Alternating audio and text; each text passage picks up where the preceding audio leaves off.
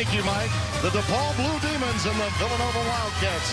FS1 College Hoops is underway in 2019, and we're happy to have you with us for game number 2. Jim, I don't think there's any question that in tonight's game, DePaul is an improved club, though coming off a loss at home, it is the conference opener for the defending national champs. Yeah, two things going on. DePaul looking for a little get back because they had the game against Avery, but gave it up. Got to figure out ways to win games when it's close. And Villanova, I thought since the Kansas game, that second half, started to turn the corner. Can they keep the momentum going? We'll see. All right, let's take a look now at our starting lineups brought to you by Jeep Grand Cherokee. For DePaul, one change in their starting lineup. A post player that's got a nose for the ball, the sophomore Jalen Butts will get the call. Villanova will counter as well with Joe Cremo getting the start over Sadiq Bey. Our officials for tonight's game, James Breeding, Earl Walton, and Nathan Farrell. The Finn is packed. I know you got your first tour. I was here back in November. It's a thing of beauty here. Beautiful place. One thing I didn't see, and this is for Casey Jacobson, I didn't see any Pepto-Bismol in the place. So I think we're fine with that. But did a phenomenal job. This is what happens when you got millions of dollars. You can go out and renovate any space you need. It's kind of like your house. You do have a Geritol play-by-play guy. I wouldn't go in there with you, Tim. Hey, you got to stay ahead of the curve. Opening tap is controlled to Villanova. Cremo with a dribble handoff to Booth, who has been a star shooter, as has Pascal. Not this time. Great box out by Jalen Butts, and that's one of the things that really had Dave Lato ready to go with him in the post. A strong complementary player now starting as you look at Strus being checked by Cremo.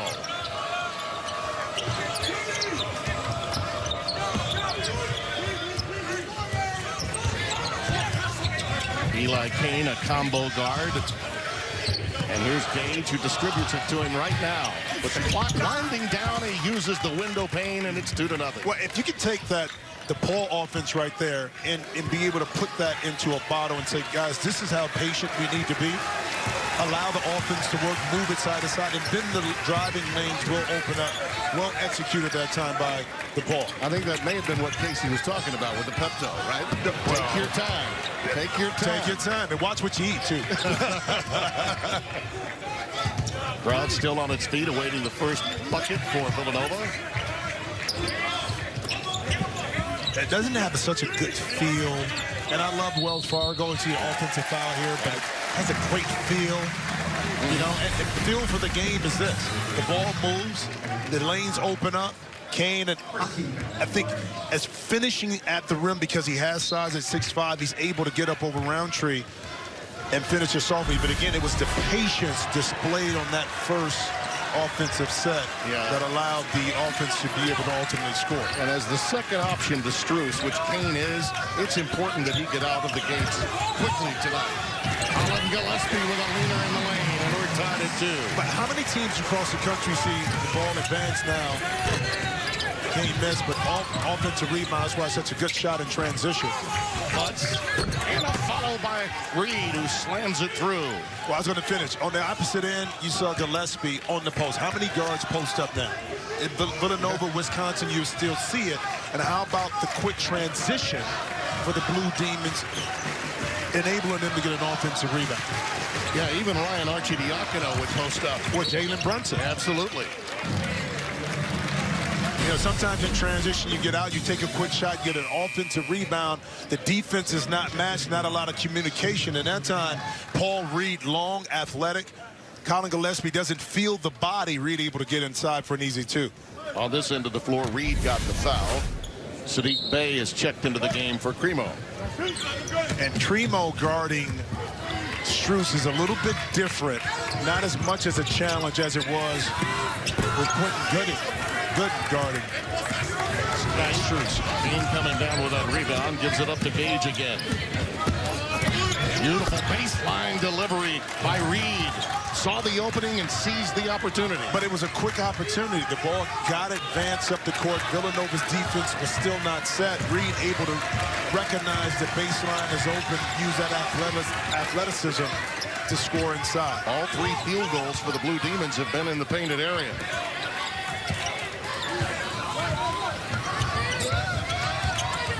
Gillespie Roundtree with a pick and roll action. Quickly doubled and has to give it up. Booth, that's his spot. 6-5 DePaul. Just over 3 minutes gone by. Kane with a high lifter. Tell you, this kid, a senior, all he needs is his offensive confidence, and the rest of his game comes together, and DePaul becomes a much more difficult cover. Well, they become a much more difficult cover when they can knock down threes, only shooting at about 30% on the year. There's a steal off the double team. Gage flushes it home. And this is exactly the kind of start Dave Lato's team needed on the road. Well, and the reason why, they're competing early. They're not allowing the Xavier loss to linger and affect, more importantly, their defensive end side of the court. Right now, they're up in Villanova, making it a little bit more difficult and uncomfortable for the offense to flourish. Booth, that one goes crying off the front iron. Pascal the rebound. Gillespie from downtown. Ball tipped out and saved by Kane to Strus. Well, the Blue Demons have scored on now 5 of their last, make it 6 of their last 7 possessions to open this game, and they've unloaded their offensive artillery. It's 13-5. Well, you talked about Isaiah Kane being more instrumental, and great defense by Gage. They step out, able to get out in transition. Gage with the easy 2-point. The Blue Demons up by 8.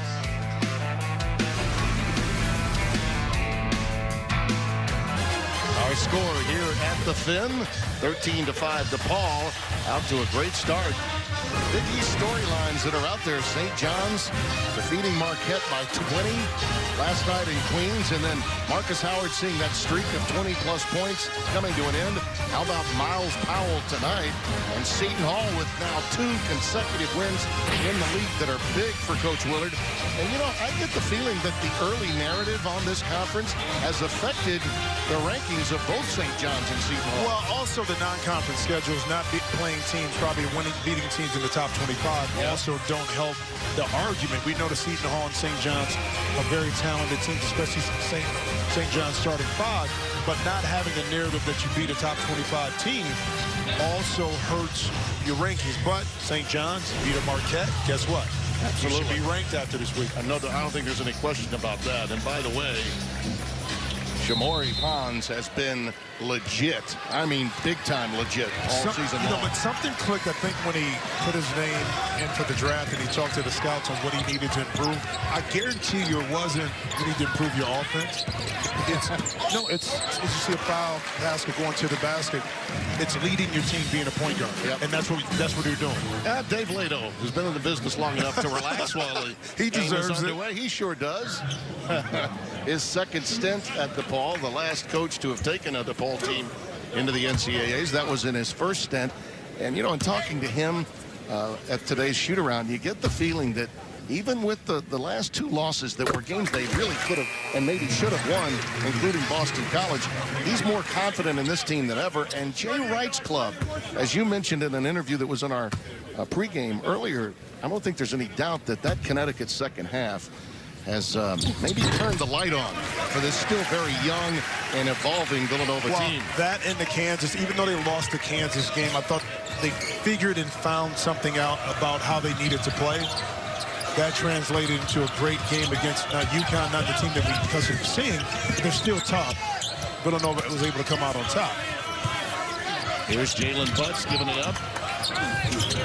And again, a nice look open for Devin Gage, and the sophomore from Chicago gets it done. The lead is now 15-7. Well, think about this. DePaul is shooting 70%. Either the points in the paint or they're able to get some rhythm jump shots like we saw right there, you know, from Gage. And that's just excellent ball movement and execution on the offensive end. You know, the amazing thing is they've got this nice lead. Strus is yet to score. Well, but that's a good sign that the ball is moving and guys are stepping up, shooting the ball confidently. Primo with a ball fake. Oh, the iron unkind, and it's pulled down by Butts. Good pass. And then an extra pass that probably wasn't needed. And an offensive foul, the end result. Well, when you're not a prolific three-point shooting team, you got to figure out other ways to score, either in transition or what DePaul is doing right now by points in the paint, outscoring Villanova 10-2. And that allows you to, one, score the ball, then set your defense. But you're breaking down Villanova's defense, and maybe you pick up a foul or two, get yourself closer to the penalty. You don't rely on long jump shots that produce long rebounds that allow Villanova to get out and run.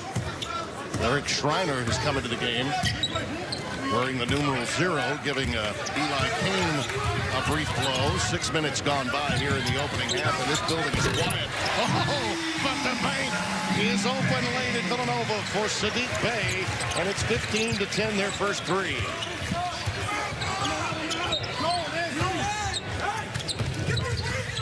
Strus from downtown. You know, it's hard with Saddiq Bey coming in the game. Max Strus caught that, 5 feet beyond the three-point line. So you figure he's not going to shoot it well.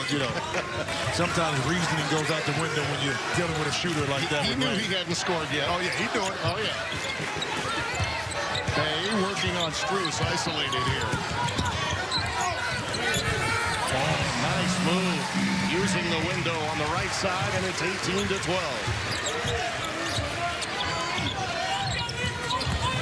Mismatch. Good work, though, by Pascal. Strus over Cremo. Great work by Elusibe. Well, how about just getting fresh off the bench? Saddiq able to call it off the, he called it off the glass, and then Max Strus right here.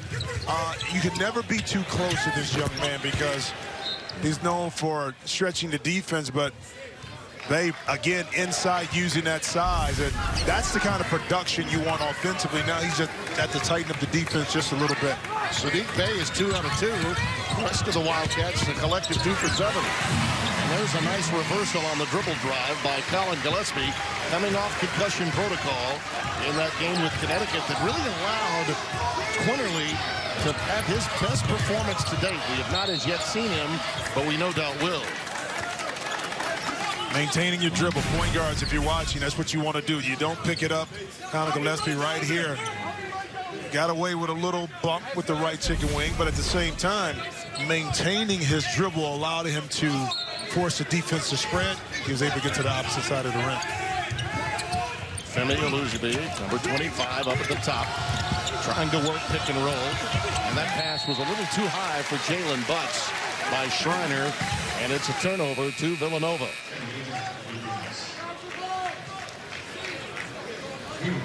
Devin Gage checks back into the game for Schreiner, the junior from Phoenix. And how about Coach Lato right there saying, you don't have to force it. A little bounce pass inside would have done the trick. And again, it's all these teaching moments that Coach Lato is trying to impart, because those kind of plays come back to haunt you late in game situations when you try to force a situation, which we've seen from this blue team team at times. Gillespie with a beautiful pass to Bey. Off the heel, and a quick outlet from Gage to Strus. Skip pass to Kane. Boy, when you got that kind of ball movement, you're going to be difficult to defend no matter where you're playing. Well, that's why coaches say push the ball up early with the advance pass. That pushes the defense down below the free throw line. And now as a trailer, even across court, like when Kane was able to fill in, he was wide open for the jump shot. Kane gambled and lost. Booth can't hit.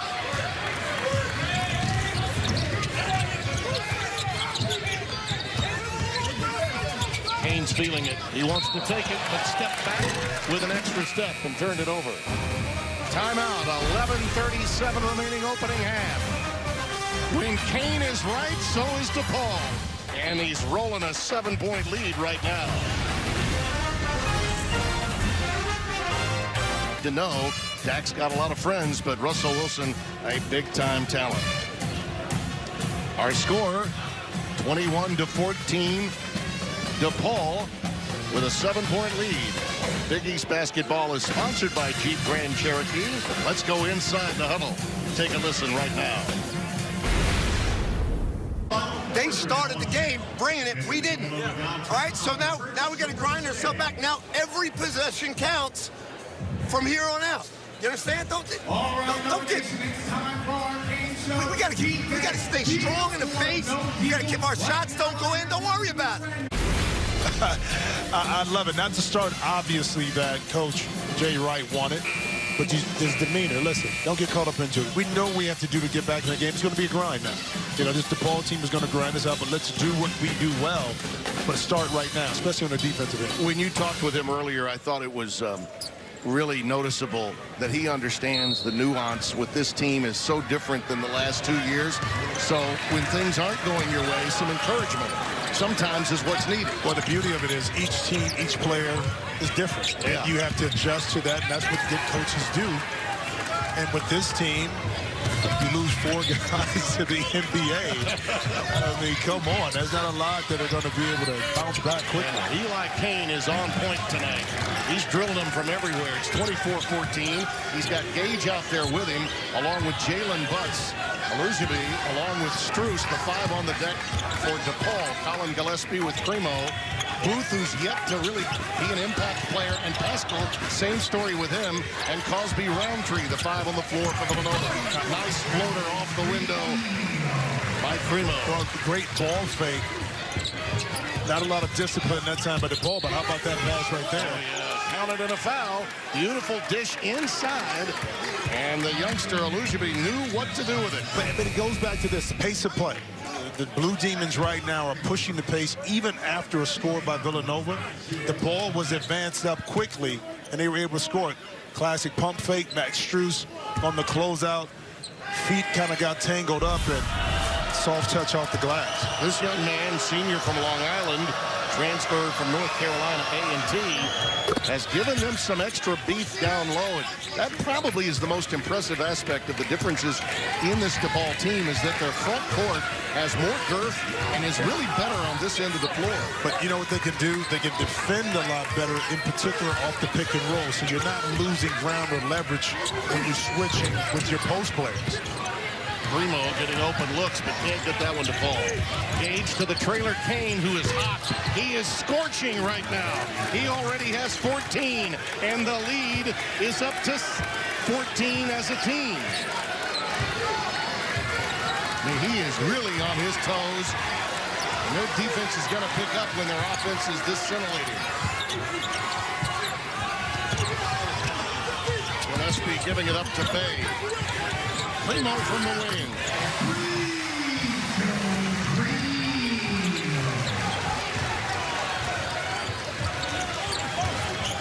Kane, by the way, has 4 trays already. Now Sadiq Bey is trying to check him.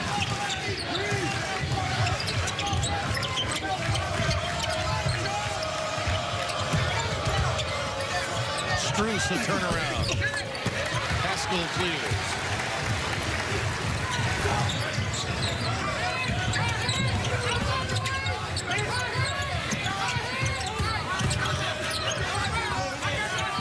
Primo loves the wing. That one was deflected by Strus. Gage quickly finds Kane. It's going up. Absolutely going up. This time off the wing. He's crying for a foul he didn't get. Now that one, it was a little bit tougher because you didn't have anybody in offensive rebounding position, so it was a lot quicker than some of the other shots, but... Was there any doubt, though, it was going up? No doubt. That was a heat check. That was a heat check. Yeah. And by the way, Dave Lato had no problem with it. Gillespie is wide open. Long rebound to Primo. Bay goes blow by. Yes, and one.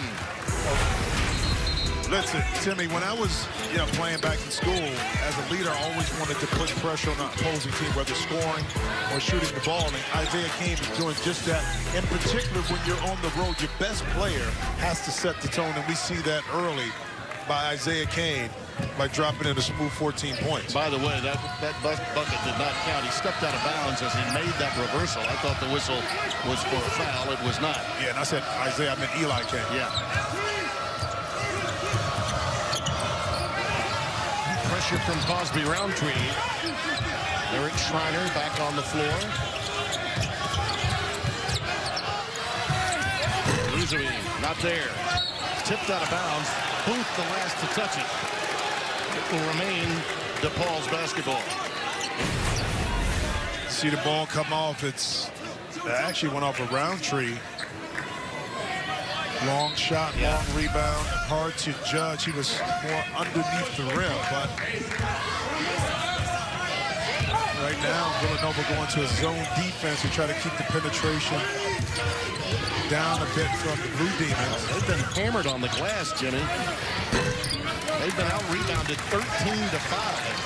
Well, a lot of it's been out of position because of the pace in which the Blue Demons are playing. Villanova hasn't really been able to get a body on the players once the shot goes up. Pascal finally gets into the scoring column over Butts. 5 points for him, but that's his first field goal. He got his only buckets prior to that at the free throw line. Well, Xavier chose in late game situations against DePaul. Last couple of minutes, they went to a 2-3 zone. See a foul here. 7:16 remaining, opening half. Demons by 8.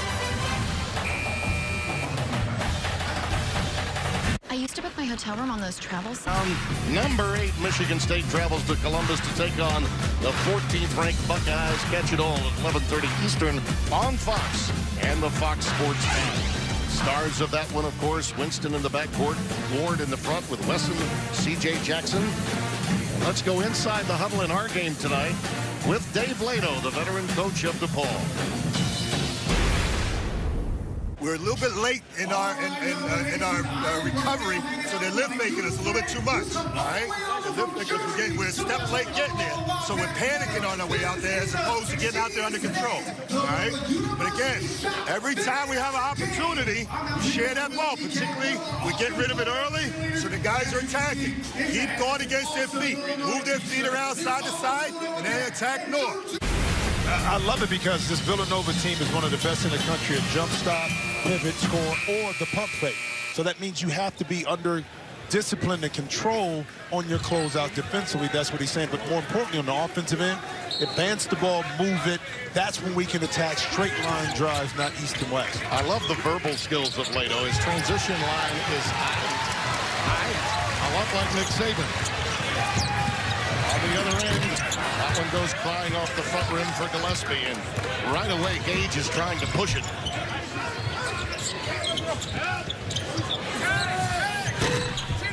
Not there for Lyric as he tries to get one to go from deep. Schreiner comes up empty. Yeah, but good shot. Again, by pushing the ball, you guys trying to open off of 4 passes. A really good look, just unable to knock it in. Pascal looking to work in one-on-one against Strus. Beautifully done. I tell you what, his dimension of adding the dribble, he's always had it in this game. See a foul right here, an offensive foul. No, they're going to get Booth making the job and getting the deflection. No whistle. And this is now an 8-0 run for Villanova. Well, right here, look. The ability to go one-on-one, knowing that against Strus, he can get by him, and then showing the athleticism, more importantly, the soft touch, going to his left, banking with his right hand. Well, this is the first real run of the game for Villanova. An 8-0 spurt. But DePaul has really shared the basketball well. They've got 12 field goals on 9 assists. Notice this, too, with Villanova went to the 2-3 zone. Yeah, well contested shot. That kind of slowed up the momentum a little bit of the Blue Demons, hence able to get Villanova back in this game. Gage off the bounce, in rhythm over Quinterly, who just checked into the game. Javon, the freshman from Hackensack, New Jersey, highly touted and thought of. Big-time AAU talent, coming off his best performance at the Garden against Connecticut. High pick from Bay.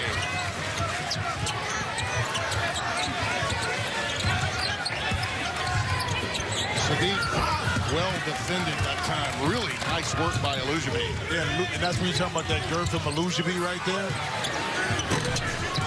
There he is again, this time on the offensive glass. He's been everywhere. Great find to Gage.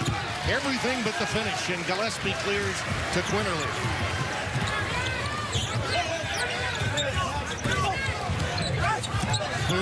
drink find a bang. Experience really showed up there. But also, too, talking to Dave later, he said, listen, Villanova's offense contradicts what our defense wants to do, which is help. On the dribble penetration, we sink in, force the ball to go out. Well, Villanova can shoot the ball from behind the three-point line. So they have to make that adjustment and cut down on dribble drive penetration. See this catch right here? Yeah. I see this catch with one hand. I'm good. Pretty good. Again, the dribble penetration, Phil Booth, knowing where his partner in crime is at in the corner. So they be able to knock it in rhythm.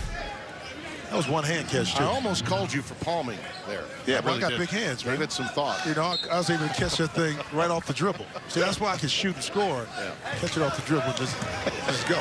Always looking to score. Oh, come on. That's even with us in our industry. Always looking to score, man. KYG, know your game, man. Winnerly with a beautiful feed. Pascal a dribble drive. Excellent defense. Clock winding down. Booth with a drop.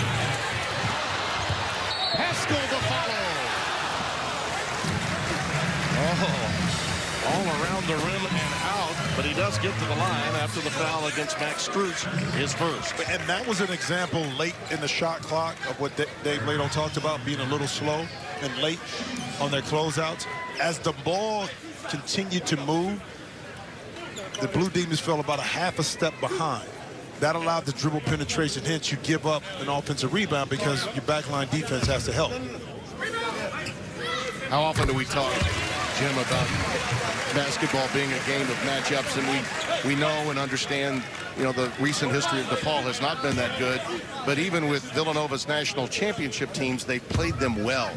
Historically, they match up well with Villanova. Well, they do, and again, some teams just have the personnel because you can guard and defend and then go back at it, opposing team offensively, better than you can other teams. Just like Butler matches up well with this Villanova team. No doubt about it. You know, they play very similar, the philosophy, so you're going to find that, especially within conference play a lot of times. The difference with Butler is they've gotten over the hump and actually beaten Villanova, even their best teams. DePaul has not. They've been close, but they haven't been able to close the deal, which is sort of where their program is now. They're looking for that watershed moment. Well, it's so close. If you look at the number of games last year, they lost, they were close, and this year, they've been right there. They just need to figure out if see Strus with the shot. Strus is really struggling. This is a 13-2 Villanova run.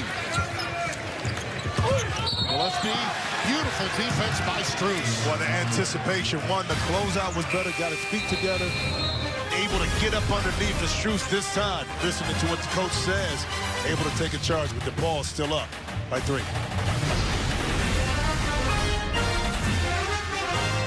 Both really big wins, and tonight's on the road. The usual suspects that we see for tonight's game, Kane and Strus, the top options. Pascal getting it done without any help from his friend in the backcourt, Phil Booth. How about Sadiq Bey stepping up, though, Jim Jackson? Well, sometimes you just have to be ready to play. Coming off the bench, Sadiq Bey able to knock down a long jump shot, get inside, show his versatility and soft touch. And that's why coaches say, be ready, pay attention when you're on the bench, when your time is called. Be an asset, okay, when you get on the court. And we've seen that early in this game. Also on the defensive end, he adds a length, athleticism that I think is giving Strus a little bit of an issue, too. In a lot of ways, too, with DePaul making its change and starting Butts. They had kept Eric Pascal from being a factor for a while. He only had 2 points in the first 12 minutes. But in this last run of 13-2, he has 7 of those points in the last 4.5 minutes for Villanova. Well, I say this all the time. When you're one of the main calls on the offensive end, there's no need to go shot hunting because you're going to eventually get your touches.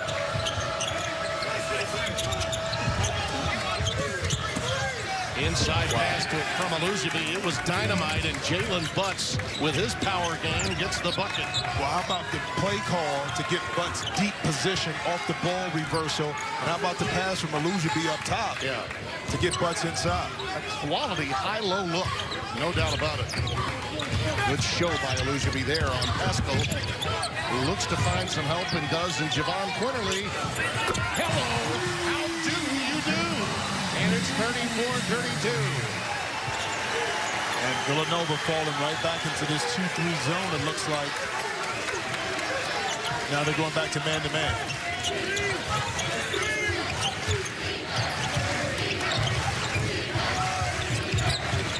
Strus was trying to get a backdoor cut. Instead, settles for the jump shot over Pascal, and he's still struggling from the floor. He's only 1 of 7. Yeah, but I'd like to see Max switch it up a little bit, mix it up, use that, see, inside a missed shot by Crosby Roundtree. Use the pump fake and use the draw. Now loosen up the defense a little bit and also get yourself involved by maybe getting a layup or getting to the free throw line. No offensive rebounds for Villanova. Butts is doing the job blocking out, and they're 1 and done when they miss on the offensive end. Shot clock under 10. Knocked away by Quinterly. Well, you talk about the high-low, who should be inside. And how about the post-up position that time by Butts to get deep, and then Quinterly, no hesitation, catch it, tough pass. Got his feet set, hang it up there for 3.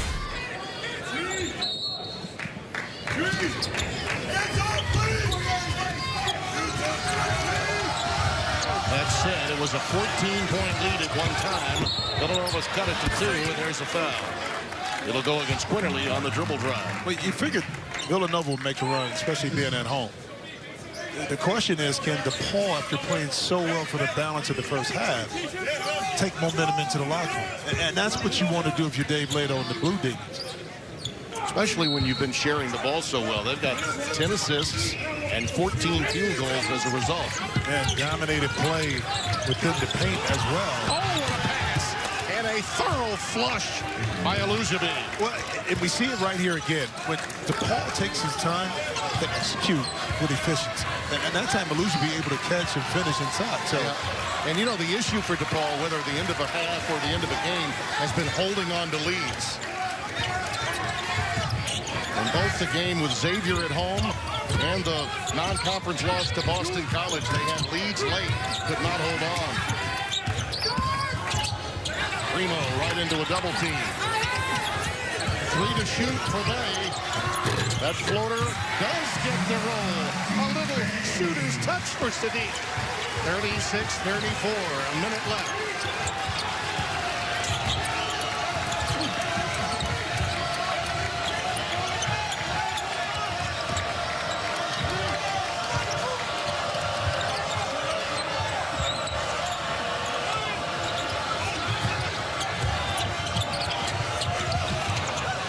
Beautiful pass, bounce pass variety to Alujabi. Strus becoming a distributor when his shot's not falling. But what did he do? Pump fake, he got into the lane, they had to help, and then he dropped a nice little pass inside. That's still having an effect on the game outside of just putting the ball in the basket. Former Division II Player of the Year as an all-floor game. He's not just a one-trick pony. Shot clock differential about 3. Maybe a little more than that for Villanova, and Booth will initiate. Quinterly off the ball fake. Off the back iron. Well, I'm wondering if they're going to say that ball was last touched by DePaul. Well, everybody stopped when the buzzer went off, so is it a fact that he got the shot off, so it's still in his hands at 0? Yeah, that's a shot clock violation. Yeah. Should go the other way.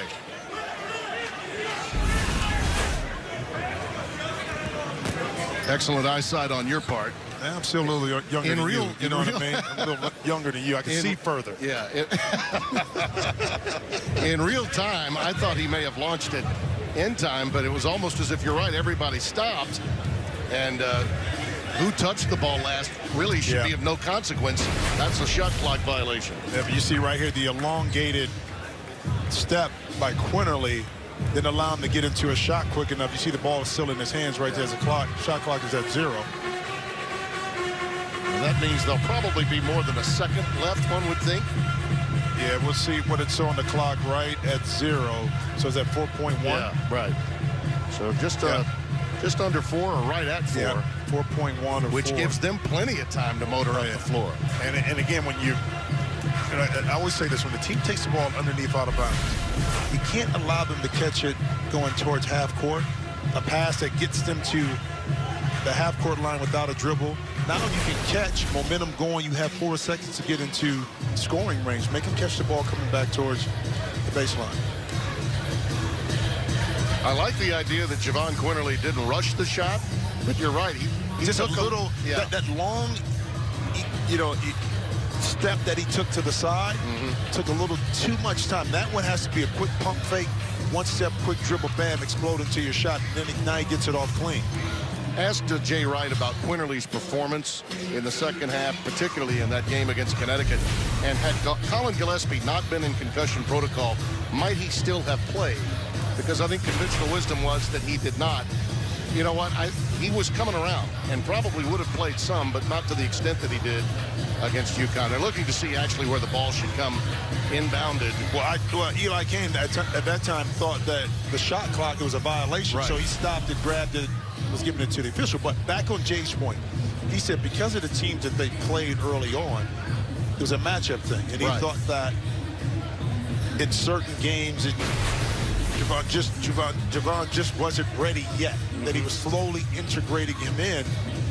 And it just so happened that, unfortunately, Gillespie was out, and he stepped up and played a huge role. You see, they was saying, well, he touched the ball. Well, in truth, it was a violation, and Eli Kane was accurate at that assumption, but couldn't believe that the officials didn't already understand that. I mean, the question is, was there a whistle when the shot went up that caused Eli Kane also to stop? Yeah.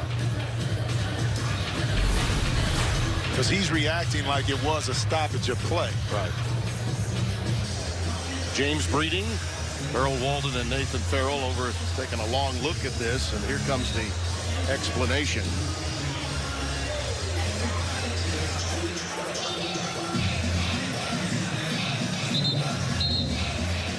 Normally, we would have gotten word from one of the officials as to what the call was. But wait a minute. Are they going to signal that he did touch it with 1 second? They gave it back to Villanova. So there must have been a whistle. Here we go. There must have been a whistle. We're waiting for an explanation.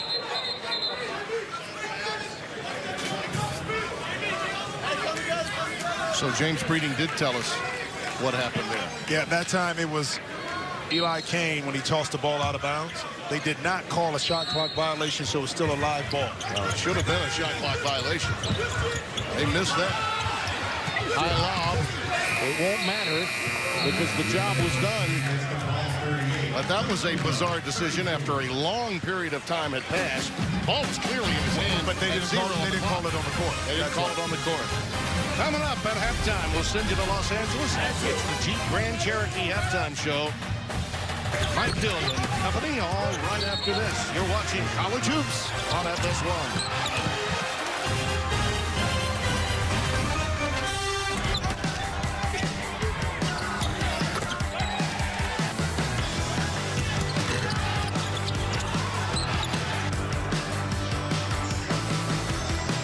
Welcome back to Big East basketball, sponsored by Jeep Grand Cherokee.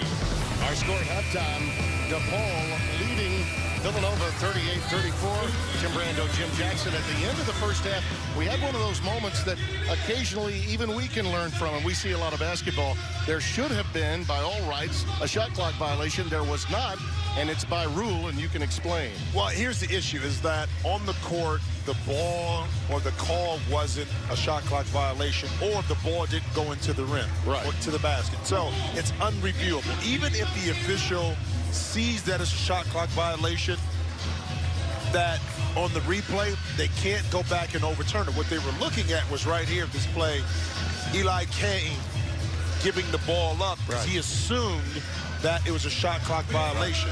By the way, it should be changed. We talked with some officials during the halftime break about that. Now, what do you anticipate in the second half? Well, for me, the ball has to do what they've done. Dominate the paint, get out in fast break. Villanova, more patience on the offensive end and get some easier passes. Yeah. Let's take a look at our Jeep Grand Cherokee first half stats, and you see the numbers, 55%, and most of that a scintillating 70% start in the first 10 minutes for DePaul. On the glass, the job has been big. They've really not allowed any second chance opportunities for Villanova. Just getting the body, not just settling for finding someone, rooting them out, and then once you rebound the basketball, that allows DePaul to get out and run. Hence, you have 16 fast break points compared to 3 by the Wildcats. Be interesting to see how Eli Kane responds. He came out with 14 quick points, just 1 turnover, but in the last 10 minutes of the half, no points and 3 turnovers.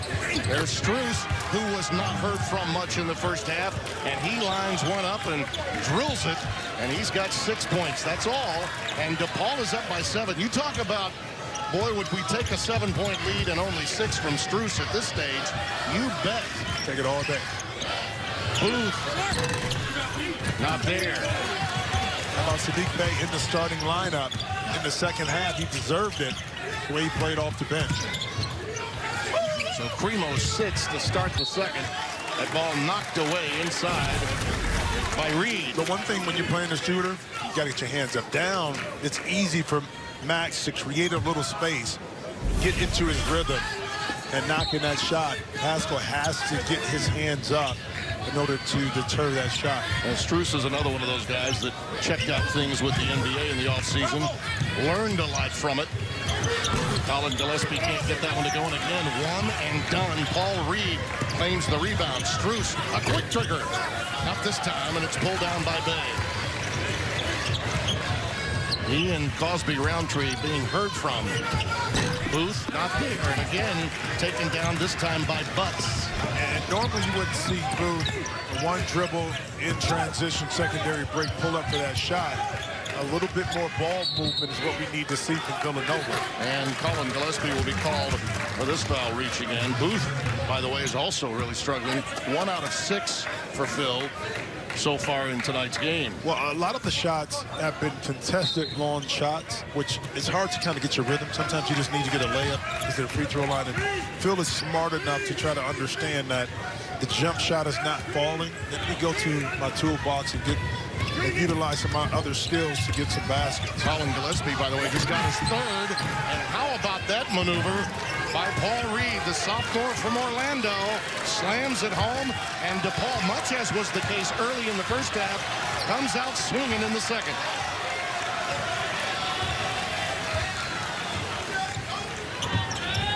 Reed is 3 for 3 from the floor with 6 points. Pascal. Strus the rebound.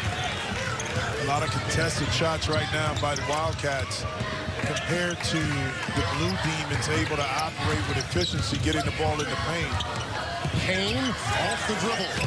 Dribble handoff, can't get it to go, and did not have the shoulders squared. Well, how about Paul Reed right here off the dribble? Saddiq Bey slow in his rotation. But what I love about this Blue Demon team right now, not having a hangover, kind of giving up a big lead, and allowing that to affect them as they come out in the second half. They were the more aggressive, assertive team early on, and it's paying off.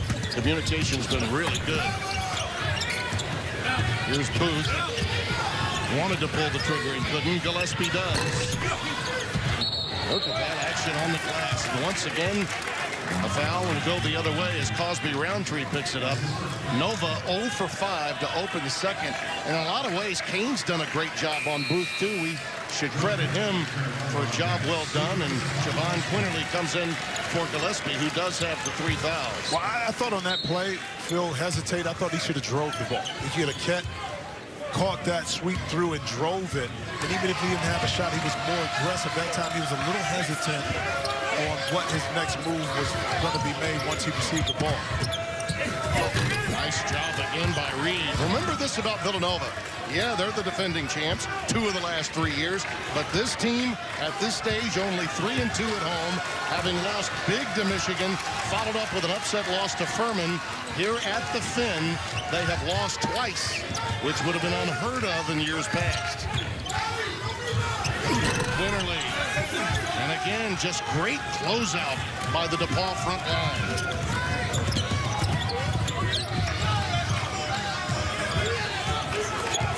3.5 minutes gone by here in the second.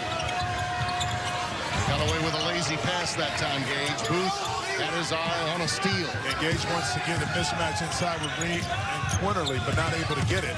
Gage. Look at Butts on the offensive glass. This time he lost it out of bounds. But they are really doing a job posting up and making sure that Villanova can't get to the glass. Well, let's keep our eye on this. Right now, three-guard offense for Villanova. Coach Jay Wright just Colin Gillespie back in. Now you're talking about playing a little bit more pace. You have three shooters on the perimeter. The pick and roll now becomes more of a weapon. Pascal, how about that? Right on cue with JJ. Hey. Delivering another payday. By the way, earlier games tonight in the Big East, the road teams have come away victorious. Georgetown on the road, Seton Hall on the road. Stop and go, Gillespie. A reversal to boot. That's why they got him in the game, and the lead down to 6. A steal by Gillespie. Gage with a poor pass. Quinterly for 3. The crowd was waiting to erupt. But again, the three-guard offense allows you now to push because you have three ball handlers that can push it up, can either take shots or make plays, and that time Quinterly, good look, just not able to convert. Give Jay Wright credit. There's a reason he's won a couple of national championships and will no doubt be in the Hall of Fame. A nice adjustment going to the three guards. Gage with an answer over Javon Quinterly. That time the offense was able to slow down for the Blue Demons. And in that position of 15 feet, Gage was able to square, create some space, and rise right over the top.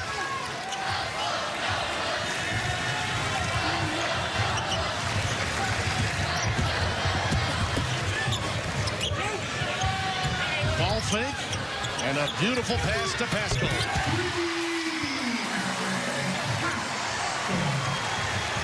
Just like that, Pascal up to 15. And the beauty of a pump fake, even by the young freshman in Quinterly, learning that from his veteran backcourt teammates, able to get an easy assist and open shot for Pascal. Strus on the mismatch, knew right where to go against Gillespie, particularly playing with a third foul. And Pascal that time came a little bit late, smartly, then compound the situation by committing a foul that time on Strus. Well, you predicted who was going to take the shot a moment ago.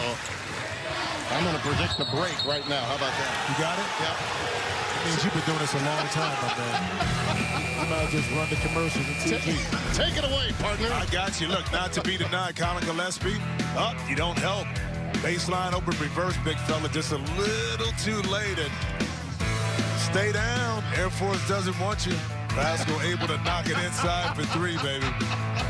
Not to be outdone. Eli Kane in perfect position. Ball holding on. Key win. Yeah. Huge win for that program. Against Xavier. They have the talent. Not against Xavier, I'm sorry. Yeah. They have the talent. They have the best starting 5, I believe, in the Big East. But it's a matter of putting that together. They responded well against Marquette, versus a tough loss at Seton Hall. So, Let me tell you something. St. John's ought to be ranked regardless of having lost that game to Seton Hall.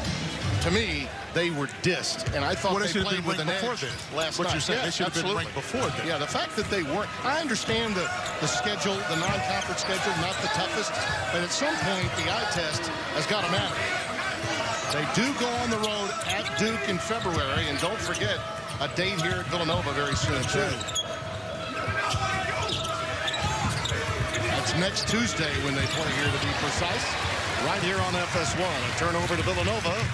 Bay with a little stop and go, but well defended by Schreiner. Roundtree gets it done.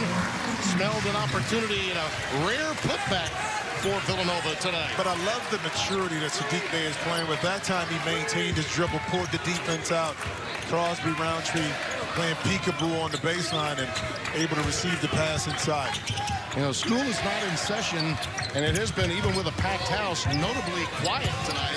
Villanova is still not led in this game, but they're picking up the pressure, and the fans are responding to defense now.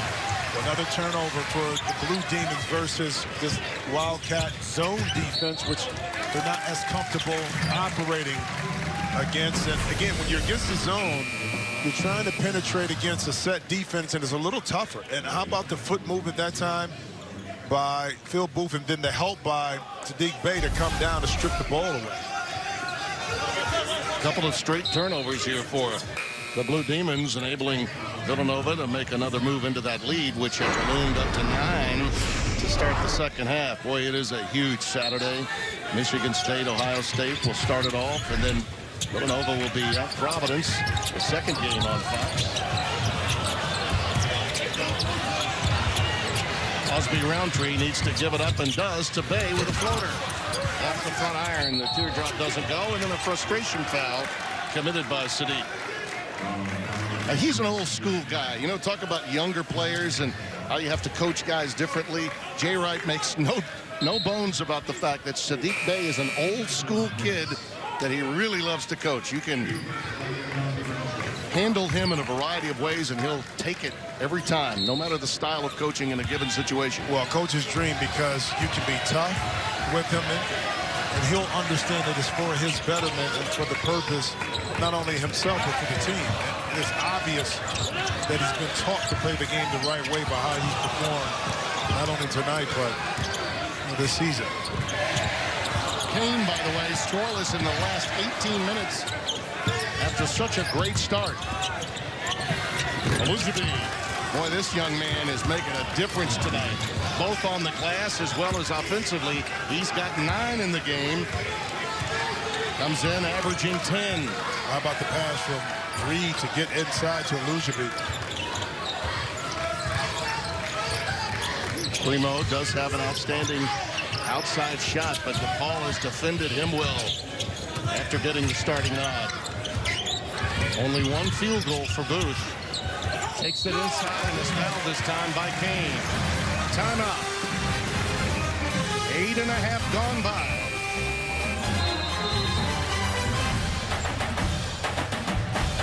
As someone who witnessed... It's a mindset, an impressive mindset, all right?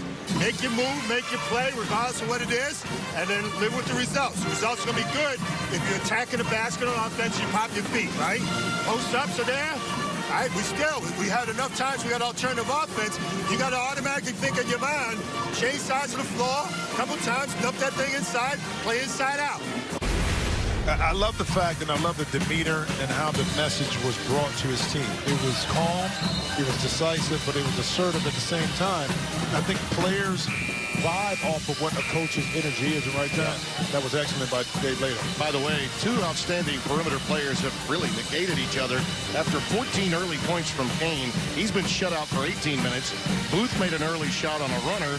He's gone 25 game minutes without scoring. A lot of times you're spending so much time trying to check the other guy that you lose a little of your offense. And in the case of this young man, Phil Booth, he's lost it all night, and Kane has been stopped after that scintillating start.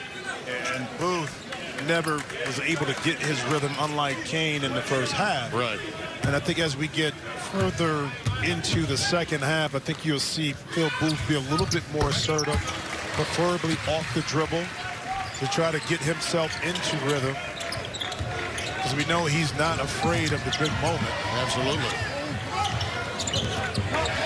Kane with Gage, Strus, Ujjabi, and Paul Reed, the 5 on the floor for DePaul. Primo, Cosby, Roundtree, Saddiq Bey, Booth, and Eric Pascal, the 5 on the floor for Villanova. Strus is fouled. It'll be a 3-shot variety. It goes against Pascal. That's the first on Eric. And a little Reggie Miller-esque maneuver to help induce the foul from Max Strus. But when you're a shooter like that, though, if you come off the screen extremely hard and explode off of it, that time Pascal was late, which caused the foul. There are 3 things that you need to know about Max Strus. Frisbee golf, that means he doesn't know how to play real golf. See, non-golfer to the lemonade stand and mom's advice. And by the way, his mom is an outstanding athlete, and he should be listening to her advice without question. But let's go back to Frisbee golf. Again, if you play that, you're not really a golfer. You know that, right? Right, exactly. You know. That's why I don't play with Frisbees. Are you like really to a play golfer? golf. Well, yeah, I'm a single-digit guy. at least in season. I'm a vanity single digit. Okay, that's what that's. Yeah, but you played from the senior team. Well, of right? course I do. Okay. Yeah. I mean the upward. Forward tees. Yeah. Yes. Yeah, okay. Sort of like Call it my what you mouth. want. It's forward.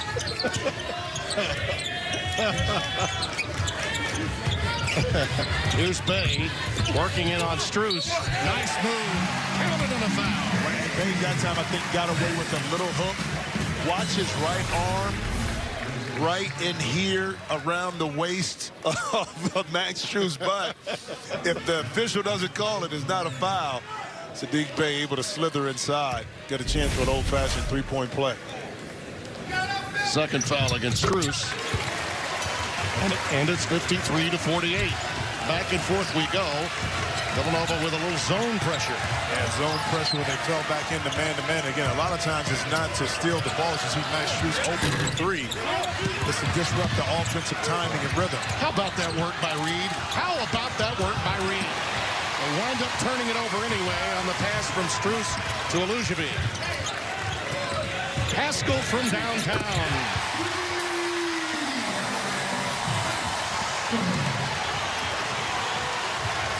Nova started 0 for 6 this half.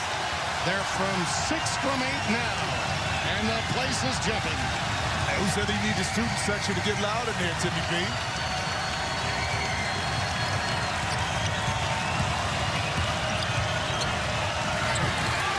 Nice defensive work by Cosby Roundtree. Lato wanted a foul, didn't get it. And we got a push prior to the move to the basket. Foul was on the deck, and it goes against Strus. That'll be his third. And this is where, if you're the Blue Demons, you have to be careful. The tendency of a team that loses down the stretch momentum and have lost close games is individually, I'm going to do it myself. And that gets you in trouble. We've seen that before from the Blue Demons. What's got you successful is when you moved the ball, worked it, and got high-quality shots, not going one-on-one. The defense has been a constant.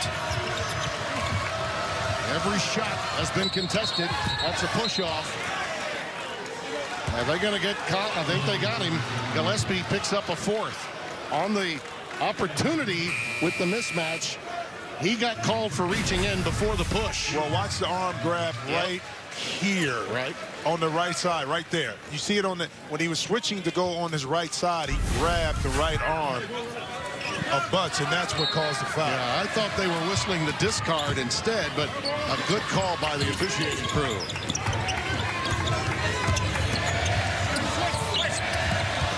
There's Strus on a pop-out. It's going up and in. He is big time. Best player in Division II, made his maneuver to where his mom went to school, and look at this, 56-51, 9 and change remaining.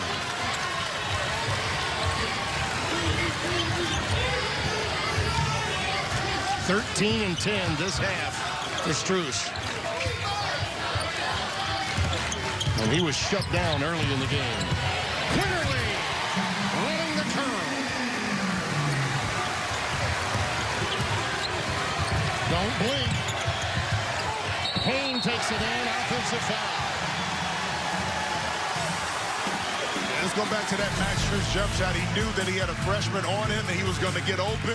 You have to trail off the screen. You can't go over the top. You get beat. But this is something Jay Wright has been talking to Quinterly about. Get downhill, be aggressive, and when you have your chance, finish at the rim.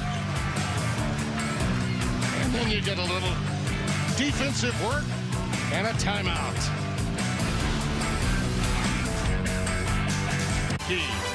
Our score here in the second half, DePaul leading Villanova 56-53. Tim Brando, Jim Jackson. The last time these two got together at the Pavilion, December 28, 2016. Wildcats had to hold off the Blue Demons 68-65. DePaul's Billy Garrett Jr. missed a wide open three at the buzzer that would have tied the game. And here they are again, Jim, and as we've said many times, this sport is about matchups. DePaul really kind of has Villanova where they want them. Yeah, they led by 14 at one point, but you take a three-point lead with 8:48 left, but momentum is now on the home team side. Yeah, but DePaul has to tighten up in this area. Too many turnovers, 6 in the second half compared to 1 by Villanova. So what happens is You limit yourself offensively to getting shots. And then you enhance the chance for Villanova to get out and run, and then hence cut into the lead. So a better job of valuing and taking care of the basketball. Well, Kane has certainly done the job defensively on Booth. Here's Pascal on a blow-by. Will draw the foul from Butts, riding him out with his hip. So Jalen Butts now has 3. That could become an issue, particularly if the game goes into an extra session, because this kid has been really getting the job done on the glass, Jalen Butts. But this is not a deep DePaul team, and you don't want to lose too many frontline guys. And let's get 3 things you need to know about Eric Pascal. How about the philosophy of education? That's great. Best birthday gift. I money. love that. Moolah, baby. Pay me. Now, you know, really, red velvet cake is really just chocolate with, you know, like a red dye. You know that, right? Our producer, Steve Shear, likes that. What, a red dye? Well, no, lava cake. He likes cake, lava man. cake. I like, you know. Lava cake's like velvet cake. What is that, velvet? That ball knocked away, but it'll stay on this side. Quinterly tapped it away from Kane. But you notice the energy now of the defense side of the ball for Villanova. The deflections, the tip plays, you know, taking away driving lanes. Right now, the energy is spurred within them on the defensive end. Hence, you talked about the momentum. That's why it's on the side of Wildcats. Yeah, this is a crucial series, really, for DePaul. I think we got a reach-in foul to help out the DePaul cause. And it does go against Sadiq Bey, his 3rd. Well, but this is where the point where you get to this point as players that you have to get together and believe in each other and demand that you do things the right way. The coach can't always do it.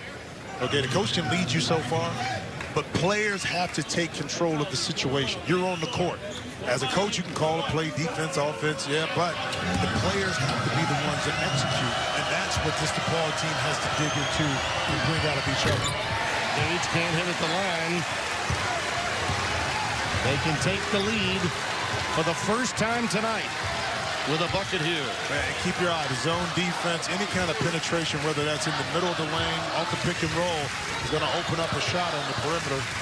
Booth rattles it home. Just his 2nd field goal of the night. Their first lead with 7:49 remaining. His first field goal in 29 game minutes. Yeah, but a big-time play for a big-time player. Seized the moment to give Villanova the lead. Kane with a dribble drive. Follow won't go. Loose ball taken down by Booth. He's trapped. Beautiful find to Quinterly. How about that? And there's again Reed on the glass. Yeah, I think one more pass to Tremo. He was wide open for that shot. Still a good look, but a better one for Tremo. He was open. Kane with a nice pass inside. Deflected away by Cremo. Bey is on the loose.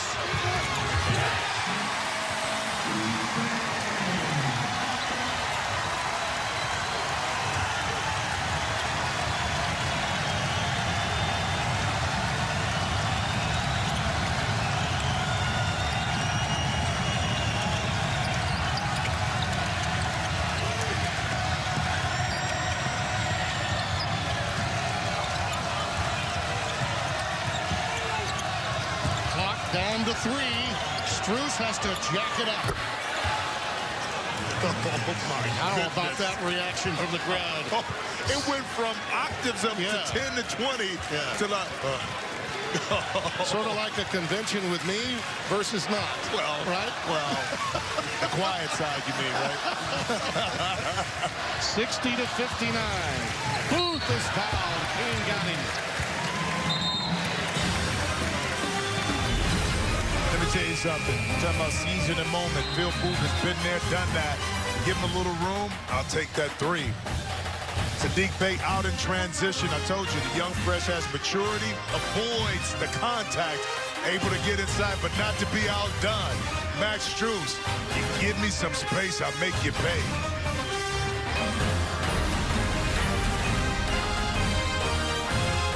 59, Villanova by 1. What an incredible game. Our second of the night on FS1 as you look at our game reset. 2 timeouts remaining for the Blue Demons, 3 the Wildcats. The possession arrow with Villanova. Both are in the bonus. Foul difficulty, more concern usually for DePaul because they're not as deep. But Colin Gillespie, the only player with 4. Well, but that's an issue, too, because if you lose Gillespie, you lose another ball handler for late game situation. A guy that can knock down shots, but also create opportunities. So be very judicious, I think, when Colin gets back in the game. In his decision-making, especially on the defensive end. It's interesting because Strus was a non-factor early in the game, Jimmy, but since then, in the second half particularly, DePaul this half has 13 from its best player, Max Strus, but only 8 from the rest of the team. Kane has no points in this half. He had 14 in the first 7 minutes of the game. Well, Villanova's done a better job of getting back in their secondary defensive positioning, not allowing Isaiah Kane what he did in the first half, which is get ahead of the, Eli, is get ahead of the defense, right? Okay, and then score the basketball. So Eli hasn't been able to get those opportunities and those looks in the second half, but that's just really good adjustment at halftime by Villanova. Lead back to 4. They've trailed much of this night, Villanova, only claiming their first lead 3 minutes ago. See it goes 2-3 zone defense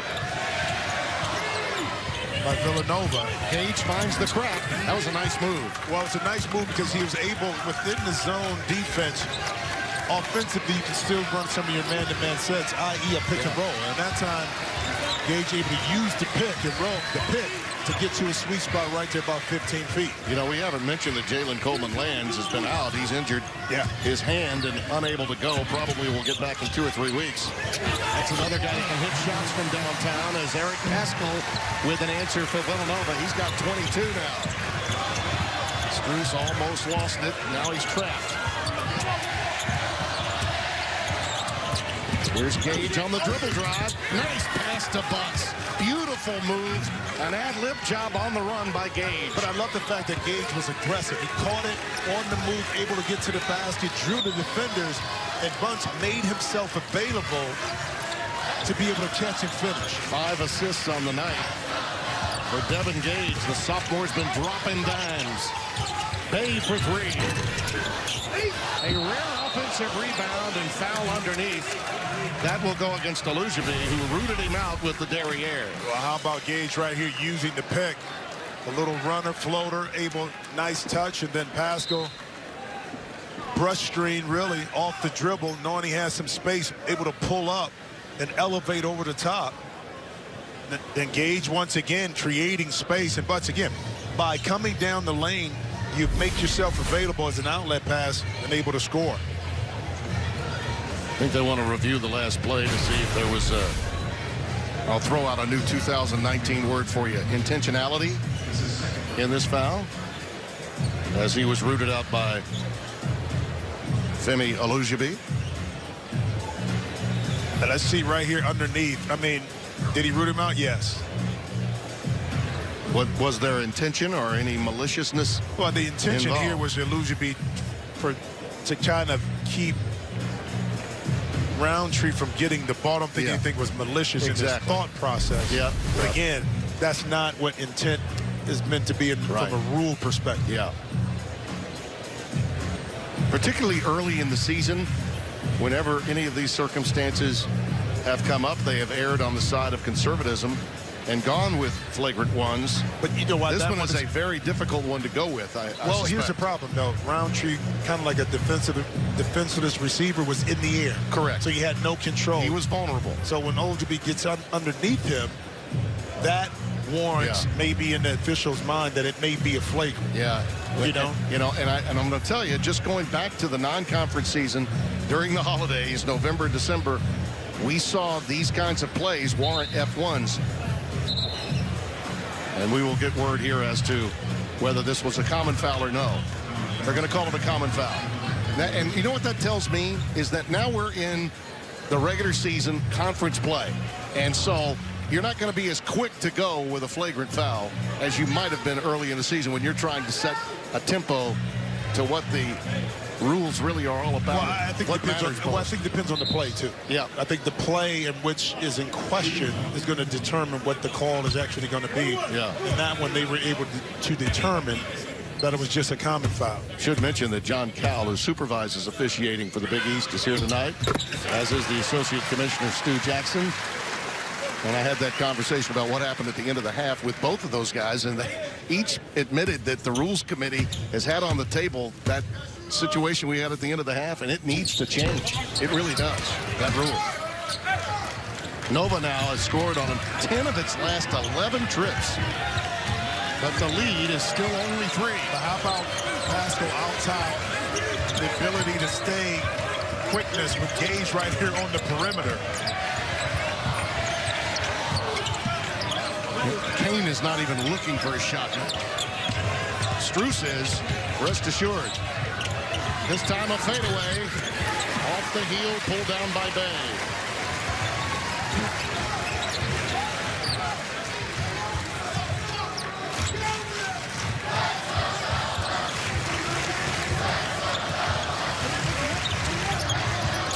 Booth with the high pick. Takes the 3. That's what leaders do. Hoisting it when it matters most. Still only 11 for 30 on the night, Villanova. They're always going to take a lot of them.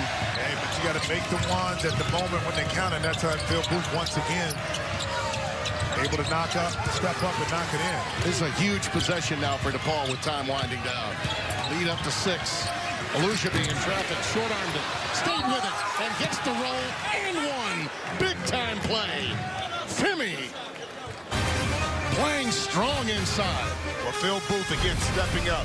Senior understands the moment. You need a big play. Put the ball in my hands, and I'll make them pay. But on the other end, great defense by Cremo inside, but not great enough. Big fella inside, offensive rebound. Ball staying competitive.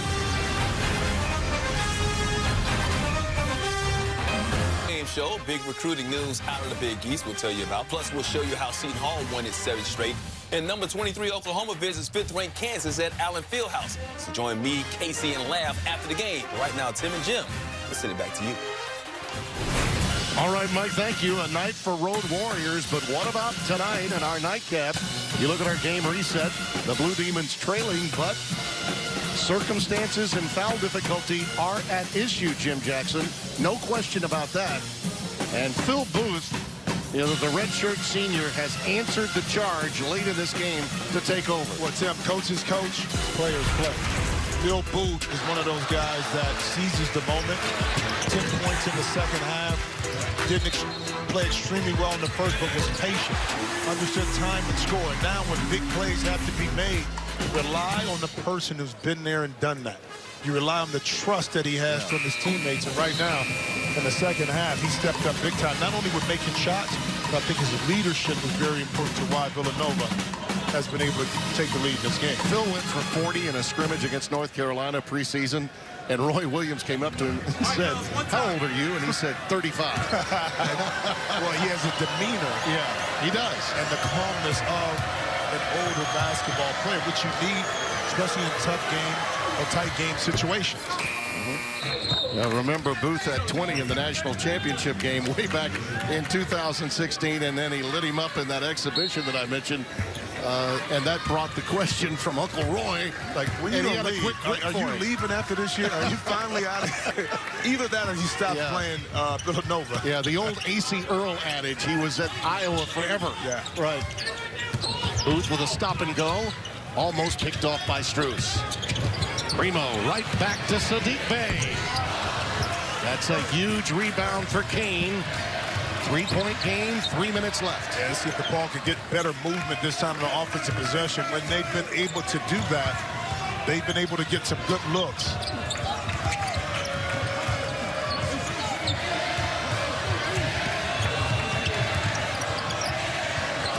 Strus off the curl. Did not have the shoulder squared that time. Rushed it.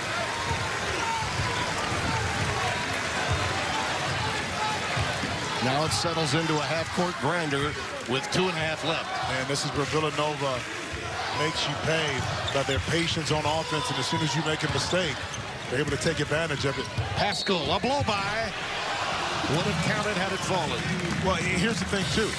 Because of the outstanding spacing of the Wildcats, that allows Pascal to go one-on-one, and it's tough when he gets his head by and shoulders by to help, because you're going to end up giving up a three-point attempt. That's 4 on Jalen Butts.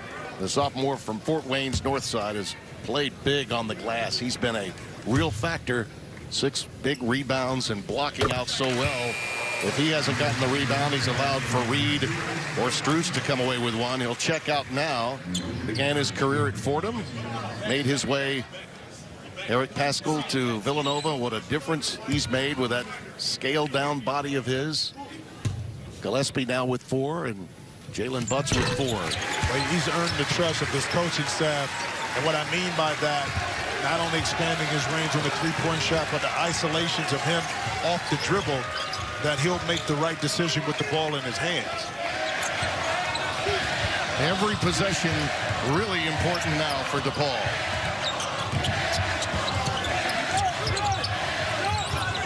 They may be more comfortable playing from behind. They've struggled with leads lately. Great help. Oh, beautiful work. Gillespie comes away with a loose ball. But that play was made by Phil Booth on the backside by taking away the penetration by Matt Strus. Again, excellent team defense that time by Villanova. Program makers make program-making plays late. Pascal, not there. Rebound off the deck. Gage out to Kane.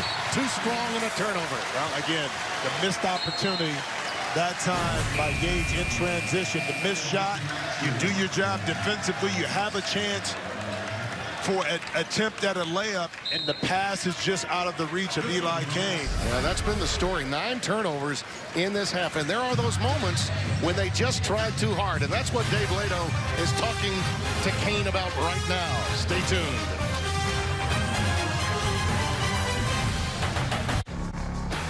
Go inside. Cozy up to the fire. Stay warm. Some call that a nice winter day. We'll have to agree to disagree.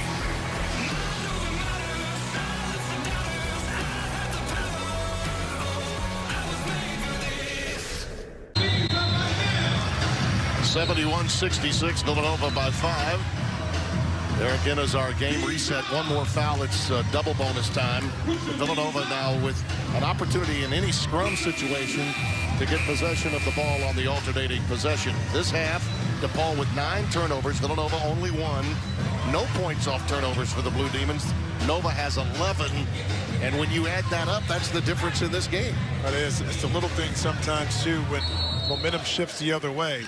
You can miss shots, but when you're turning the basketball over and then giving your opponent opportunities to take advantage of it, it's always tough to win basketball games that way. Must-stop situation here for DePaul defensively. Probably attack around 10 seconds. These are the 2 leaders with the rock, either Booth or Pascal. A no call. Booth with a move, not there, short-armed it. He was waiting for the foul on the ball fake. It did not come. Kane on the other end. A scoop to the hoop by Eli Kane. His first bucket in 20-plus minutes on the floor. It brings his team to within 3. 52.3 left. His first points of this half. Oh, a sweet one. Right now at IHOP, order any breakfast combo, and we'll throw in all-you-can-eat pancakes. So break out your all-you-can-eat silverware. All-you-can-eat pancakes with any breakfast combo. Or just get all-you-can-eat pancakes for $4.99 at IHOP. Daniel's wish is that Dad didn't work so far away. Dad did more than just wish. Upload your resume on Indeed.